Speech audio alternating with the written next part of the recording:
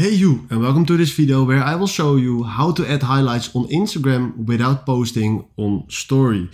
First of all, we have to turn off our seeable story. So we want to go to our profile right in the bottom, tap on the three stripes right in the top, scroll down to hide story and live and tap further. And from here we have to select all our followers. Then do done. And now no one can see our story.